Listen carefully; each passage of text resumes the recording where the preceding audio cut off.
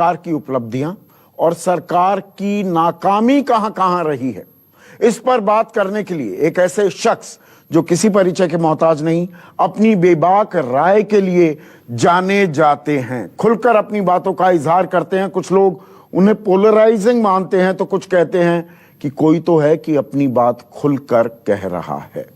मैं बात कर रहा हूं असदुद्दीन ओवैसी की। AIMIM के चीफ हैं, हैदराबाद से सांसद भी हैं। ओवैसी साहब, 1 साल पूरा हुआ है मोदी सरकार के दूसरे कार्यकाल का, और सरकार जब अपनी उपलब्धियां गिनाती है तो वो अनुच्छेद 370 का हटाना, सिटीजनशिप अमेंडमेंट एक्ट, UAPA को लागू करना, ट्रिपल तलाक को हटा देना, राजनीतिक जो उपलब्धियां हैं, जो बड़े फैसले बड़े सालों से अधर में लटके हुए थे, उन्हें अपनी सबसे बड़ी कामयाबी मानती है सरकार, बताती है। आप किस तरह से इसे देखते हैं? आपने जो 4 मिसालें पेश की हैं जिसको बीजेपी बड़े जोर शोर से कहती है कि ये 1 साल में उनकी ये कामयाबियां हैं। मिसाल के तौर पर इसको अभी हम आधे मिनट में इसको झूठ साबित कर दूंगा मैं। 370 की बात करते हैं, अभी भी वादी में, श्रीनगर में टेररिस्ट अटैक्स, मिलिटेंट अटैक्स खत्म नहीं होते। चंद दिन पहले हमने हमारे एक लेफ्टिनेंट कर्नल को और एक नौजवान मेजर को खोया। हम अभी भी वहां पर सिपाहियों को खो रहे हैं। दूसरे, अभी भी बॉर्डर से टेररिस्ट आते हैं। तीसरा यह है कि हमने लद्दाख को यूनियन टेरिटरी का स्टेटस दिया। उसके बाद से हम देखते हैं कि चीन के रवैये में किस तरह से तब्दीली आई है। आज हम देखते हैं कि चीन 5 किलोमीटर के अंदर तक भारत की टेरिटरी में घुसकर बंकर्स बना लिया है और वहां पर अपनी आर्टिलरी को रख दिया है। आज वीडियोस आए हैं, तस्वीर आए हैं कि हमारे सिपाही किस तरह जख्मी पड़े हैं। खुद ANI की न्यूज पर और इंडियन आर्मी ने इकरार किया है कि वायलेंस हुआ है और चीन की फौज में कब्जा करिए लद्दाख में। ये 370 का जवाब रहा। सवाल ट्रिपल तलाक का, तो ट्रिपल तलाक एक गलत कानून बनाया गया है जो सुप्रीम कोर्ट में चैलेंज किया गया है, मगर क्या इससे मुस्लिम महिलाओं को राहत मिली है? नहीं मिली है। क्या मुस्लिम महिलाओं से इंसाफ हुआ है? नहीं हुआ है। इसकी मिसाल फैजान की मां जो दिल्ली राइट्स में मारा गया था, जिसको वीडियो सारे देश ने देखा, वो आज भी इंसाफ के लिए तड़प रही है। तो अब कौन सी उपलब्धि है, कौन सी? नहीं, आप ट्रिपल तलाक की बात कर रहे हो। वैसे साहब, मैं 1 सेकंड के लिए रोकना चाहूंगा। देखिए, दरअसल आप समझते हैं ट्रिपल तलाक के मायने, ज्यादातर देश के जो वासी और जो गैर मुस्लिम हैं उनके मन में बहुत सारी भ्रांतियां हैं तलाक को लेकर। ट्रिपल तलाक जो दरअसल हटाया गया है, 3 तलाक तो देना है ही अगर आप डिवोर्स चाह रहे हैं इस्लाम में। ट्रिपल तलाक का मतलब है तलाक बिद्दत, इंस्टेंट तलाक। आपने तलाक तलाक तलाक कह दिया, अब उसे गैर कानूनी किया गया है। As a lawyer, as an eminent lawyer, एक सांसद और एक खुद मुसलमान होने के नाते, क्या आपको नहीं लगता है कि ये बहुत ही रूढ़िवादी, एक वाहियात किस्म की रस्म थी, इसको तो हटाना चाहिए था? मेरा मानना यह है कि इस्लाम में सबसे बदतरीन चीज तलाक है और तलाक में इस तरह से तलाक देना ये गुनाह है। ये तमाम मुत्तफ़क़ा तौर पर जो उलेमा है उन्होंने फतवा भी दिया और ये तालीमात भी है। मेरा अपोजिशन इस पर क्यों है? आपने कानून बनाकर मर्दों को और मौका दिया है औरतों का इस्तेसाल या एक्सप्लॉयटेशन करने का। अब वो मासूम औरत कैसे कोर्ट में प्रूफ करेगी? कौन उसके साथ खड़ा होगा? मेरे सर, मैं आपको बताना चाह रहा हूं कि 50,000 करोड़ का 2G का घोटाला हुआ जिसको CBI ने प्रूफ नहीं कर सकी दिल्ली कोर्ट में सॉरी। आप ये समझ रहे हैं कि एक मासूम मुस्लिम महिला को इंसाफ मिलेगा? आप ले जाकर उसको जेल में डाल देते हैं और फिर आप ये कहते हैं कि जब तक जेल में रहेगा तलाक नहीं होगा, और जब वो जेल से निकलेगा तो उसकी बीवी, जो लीगली बीवी कहलाएगी, वो जेल के सामने खड़ेगी और कहेगी कि बहाओ फूल बरसाओ, मेरा महबूब आया है। ये कानून बनाकर ये मुस्लिम महिलाओं से एक बहुत बड़ा मजाक किया गया। UAPA की बात करते हैं। अब UAPA पर भी आप सवाल उठाते हैं, क्या आतंकी जो हैं, जो देश को बर्बाद करना चाहते हैं, हमले करना चाहते हैं, लोगों कि हत्या करना चाहते हैं, क्या उनके खिलाफ सख्त कानून नहीं होना चाहिए? यह सरकार की दलील है। सर, सरकार की दलील बिल्कुल गलत है। आप देख लीजिए कि जब यूएपीए को अमेंड किया गया था, जब चिदम्बरम होम मिनिस्टर थे, मनमोहन सिंह साहब वजीर आजम थे, मैंने उस वक्त भी अपोज किया। अब जब अमित शाह होम मिनिस्टर है, मैंने उस वक्त भी अपोज किया। क्यों अपोज किया? क्योंकि ये हमारे कॉन्स्टिट्यूशन के राइट टू लाइफ के खिलाफ है, जो अभी सुप्रीम कोर्ट में चैलेंज हुआ है। इसकी कई मिसालें मैं आपको दे सकता हूं कि कैसे इसका मिसयूज हुआ है, बच्चों की, मुसलमान बच्चों की, दलितों की, आदिवासियों की, और जो गवर्नमेंट को अपोज करता है, चाहे कांग्रेस की हो, बीजेपी की हो, इनकी जिंदगी के 7-7 साल, 6 साल बर्बाद हो गए। मिसाल के तौर पर आप देखिए कि एक राजस्थान का लड़का 12 साल के बाद जेल से निकलता है, कोर्ट उसको बरी करती है, अपनी मां के घर जाता है तो मालूम होता है मां मर जाती है, खबर पर जाकर रोता है। आप बताइए कि 2 महिलाएं दिल्ली की, इनको कोर्ट एक बेल देती दूसरे दिन, तीसरे दिन दिल्ली पुलिस उनको फिर गिरफ्तार करके यूएपीए लगाती है। Unlawful activities prevention act terrorism को रोकने के लिए नहीं, जो सरकार के खिलाफ है, पॉलिटिकल रिवेंज लेने के लिए एक्टिविस्ट के ऊपर, और खास तौर से मुस्लिम नौजवानों के ऊपर जो पढ़े लिखे हैं, उनकी जिंदगी को बर्बाद करने के लिए, क्योंकि इसमें 190 दिन का टाइम मिलता है डिटेंशन का, जो दुनिया में कोई ऐसा कानून नहीं है। अमेरिका में नहीं है, पेट्रियट एक्ट में नहीं है, यूके में नहीं है, रशिया में नहीं है। भारत एक वाहिद मुल्क है जहां पर 190 दिन का। सर, आपको आखिरी मिसाल दे रहा हूं यूएपीए की। पूना की पुलिस ने कहा था कि वहां पर गिरफ्तार किया गया भीमा कोरेगांव के बाद उन लोगों को जो प्राइम मिनिस्टर को मारना चाहते थे। मैंने कोर्ट के डॉक्यूमेंट्स मंगवा कर देखे, उसमें कहीं पर जिक्र नहीं है कि प्रधानमंत्री को हत्या करने की कोशिश की गई, मगर मीडिया में कह दिया गया। हो क्या रहा है कि लोग जेलों में सड़ते हैं, पब्लिक की मेमोरी से लोग भूल जाते हैं, और फिर 5-6 साल के बाद कोर्ट उनको बरी कर देता है। तो यूएपीए का कानून मिसयूज में ज्यादा हुआ है। रिकॉर्ड है कि 75% इसमें लोग बरी हो जाते हैं। तो फिर यह कानून कैसा? आप बताइए, फिर कश्मीर में इतने बड़े टेररिस्ट ऑफेंसेस क्यों हो रहे हैं अभी भी? और आप ये कह रहे हैं कि सरकार के खिलाफ जो आवाज बुलंद करता है, सवाल उठाता है, उसके खिलाफ इसका इस्तेमाल होता है। इस बात को मैं आगे बढ़ाऊंगा, लेकिन मैं एक क्विक कमेंट आपसे चाहूंगा, क्योंकि सवाल बहुत हैं ओवैसी साहब मेरे पास। अब राम मंदिर, सरकार का इसमें कोई लेना देना नहीं। ऐतिहासिक फैसला सुप्रीम कोर्ट ने दिया, सालों से यह मसला लटका हुआ था, लेकिन सरकार भी इसका क्रेडिट लेती है, और ले क्यों ना। मेरा सवाल बिल्कुल सरल, बिल्कुल सीधा, अयोध्या में राम मंदिर नहीं बनेगा तो कहां बनेगा ओवैसी साहब? सर, ये बात देख लीजिए कि क्या अयोध्या में राम मंदिर, कितने राम मंदिर है देख लीजिए, आप मालूम करवा लीजिए, आपको मालूम हो जाएगा। सुप्रीम कोर्ट का फैसला अगर आप पढ़ेंगे, और फैसला पढ़ने के बाद मैंने ये कहा कि सुप्रीम कोर्ट सुप्रीम है, but it is not infallible.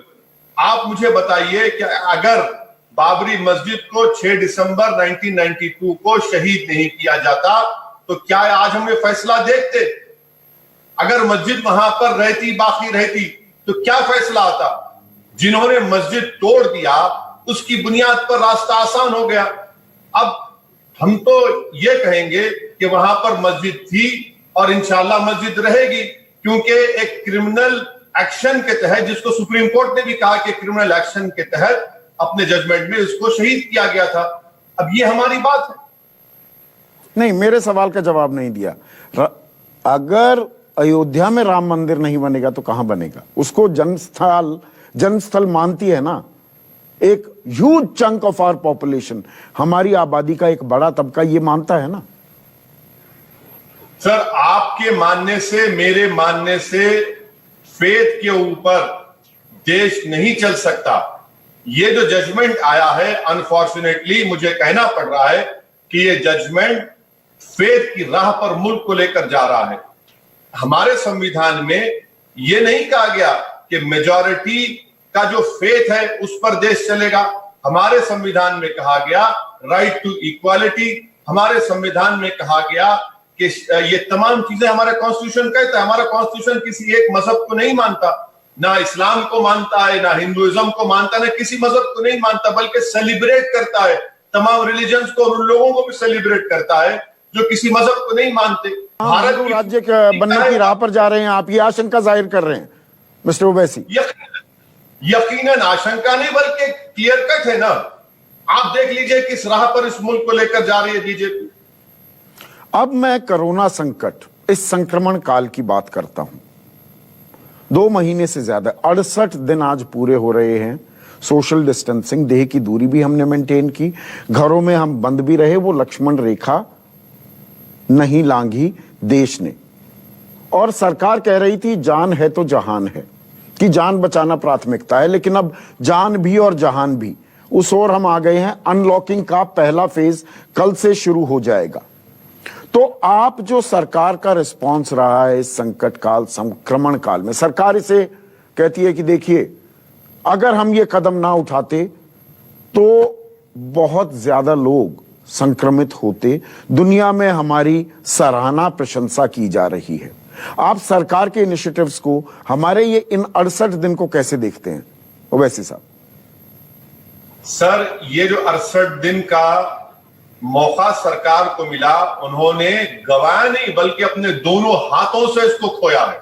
और प्रधानमंत्री ने क्या कहा था देश को, 21 दिन में हम इस पर जंग जीत जाएंगे। आप जीते प्रधानमंत्री, आप हार गए। इस task force, Covid task force का चीफ विनोद साहब ने कहा था कि 18 मई के बाद कोई कोविड नहीं होगा। झूठ साबित हुआ। 7-7 हजार 6-6 हजार केसेस देश में बढ़ रहे हैं। तीसरा, आपने लॉकडाउन को यह समझा कि वायरस खत्म हो जाएगा। सारी दुनिया में हेल्थ एक्सपर्ट्स, खासतौर से एपिडेमियोलॉजिस्ट ने कहा कि हम टाइम बाई कर रहे हैं, मगर आपने एपिडेमियोलॉजिस्ट को किसी को कंसल्ट नहीं किया। आपने देश को धोखा दिया और खासतौर से मिडिल क्लास तबके से कह दिया कि भाई घंटी बजाओ, थाली बजाओ, दिए जलाओ, लाइट बंद करो। आज अगर आप मार्च के महीने में हमारे गरीब लेबरर्स को वापस भिजा देते, खासतौर से यूपी, बिहार, बंगाल, झारखंड को, उस वक्त वायरस कम था। आज आप इकोनॉमी खोल रहे हैं, हमारा लेबर जा चुका है, तो कौन से इकोनॉमी रिवाइव होगी? तो आप कह रहे हैं सरकार ने उल्टी गंगा बहाई। आप ये कह रहे हैं उल्टी गंगा बहाई, जो दरअसल अब कर रही है, ये फर्स्ट फेज में करना चाहिए था, बजाय के चौथे या 5वें फेज में करो। बिल्कुल आप सही कह रहे हैं, उसी वक्त करना चाहिए था। वो अंग्रेजी की कहावत है ना कि act in haste, repent in leisure. अरे भारत के प्रधानमंत्री सारी दुनिया के वाहिद हेड है एक कंट्री के, जिन्होंने कोविड क्राइसिस में एक प्रेस कॉन्फ्रेंस नहीं की, एक प्रेस कॉन्फ्रेंस नहीं की। मन की बात, लव लेटर लिखते हैं लोगों को आकर। अरे आप मीडिया के सामने क्यों नहीं आते? प्रेस कॉन्फ्रेंस करिए ना प्रधानमंत्री जी। अगर आपको नफरत है आप जैसे एंकर से, तो मत बुलाइए, किसी और को बुलाइए जो आपके सामने बैठकर चापलूसी करके सवाल कर ले आपकी तारीफ में।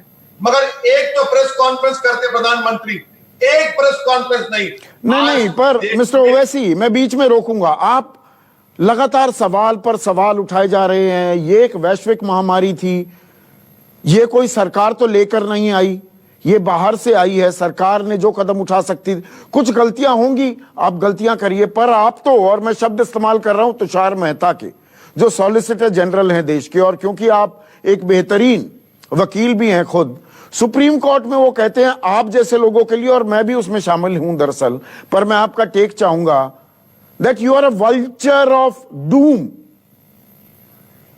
आप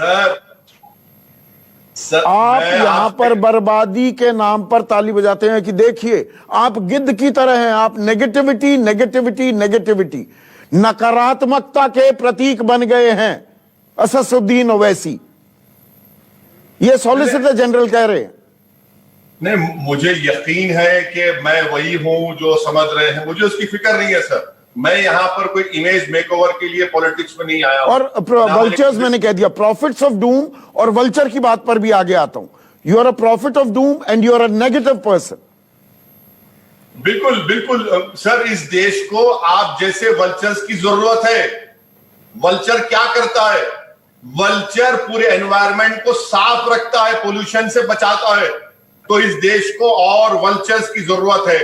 मैं प्रधानमंत्री से कहूंगा कि सर, कम से कम वो जो कहानी आपकी हुकूमत की तरफ से सुप्रीम कोर्ट को सुनाई गई, उसको सच तो कह देते। झूठ का आपने उस जर्नलिस्ट का उसने बचाया उसने उसको उस बच्चे को इसलिए नहीं छुआ क्योंकि जरासीम तो कहा गया, वो 14 साल जिंदा था। मगर नहीं, वो आजकल व्हाट्सएप यूनिवर्सिटी से डिग्री लेने में लोग मशगूल रहते हैं, पूरी चीज पढ़ते नहीं है। किसी ने चलाया था, ये 3 साल पहले चला था मैसेज, किसी को पता तो है नहीं कि ये गलत चीज पब्लिश की जा रही है या छापी जा रही है व्हाट्सएप पर। अब बिल्कुल सर, बिल्कुल ऐसा है ना कि व्हाट्सएप यूनिवर्सिटी के ना सिर्फ ये लोग बानी हैं, वाइस चांसलर हैं, बल्कि जिंदगी भर के लिए इसके ओनर हैं ये लोग। झूठे फर्जी वेंटिलेटर दिए जाते हैं, उसकी कोई फिक्र नहीं है। झांसी में शर्मा एक साहब की लाश 4 दिन ट्रेन के टॉयलेट में पड़ी रहती है, उसकी फिक्र नहीं है। 85 लोग 9 मई से 28 मई से ट्रेन में मर जाते हैं। आप और हम वल्चर हैं, पीने का पानी नहीं है। 140 माइग्रेंट लेबर्स मर जाते हैं। इस क्राइसिस, इस अनकॉन्स्टिट्यूशनल अनप्लान्ड लॉकडाउन जो मोदी सरकार ने किया, हम वल्चर हैं। फिर वही आप एक ही तरह का नैरेटिव चला रहे हैं। ओवैसी साहब, 51 लाख लोगों को ट्रेन के जरिए भेजा गया है, 40 लाख लोगों को बसों के जरिए उनके घर भेजा गया है, 20,97,000 करोड़ रुपए का बेल आउट पैकेज दिया गया है, मनरेगा में 40,000 करोड़ रुपए बढ़ा दिए गए हैं, जो मद है वो 182 रुपए से 202 रुपए कर दी गई है, मुफ्त में गैस के सिलेंडर दिए जा रहे हैं। ये फेहरिस्त इतनी लंबी है, कार्यक्रम खत्म हो जाएगा। आप पॉजिटिव्स बिल्कुल नहीं देखते हैं। बिल्कुल नहीं देखता हूं, क्योंकि मैं जो ऐनक लगाया हूं ना, वो मोदी सरकार की गुलामी की ऐनक नहीं लगाया हूं। मैं ऐनक लगाकर सच्चाई को देख रहा हूं। अगर आपने 20 लाख करोड़ का वो इकोनॉमिक पैकेज का ऐलान किया, देश के जितने बड़े बड़े इकोनॉमिस्ट है, गवर्नमेंट ने कहा कि 10% जीडीपी, झूठ है। 1.7% ऑफ जीडीपी भी नहीं है। ट्रेन चला रहे हैं, मुंबई से ट्रेन जाना गोरखपुर को ओडिशा चले जाती है। आप खुद देखिए कि एक अबरार और एक सुनील नामी लोग पीने का पानी ट्रेन में नहीं मिला उनको।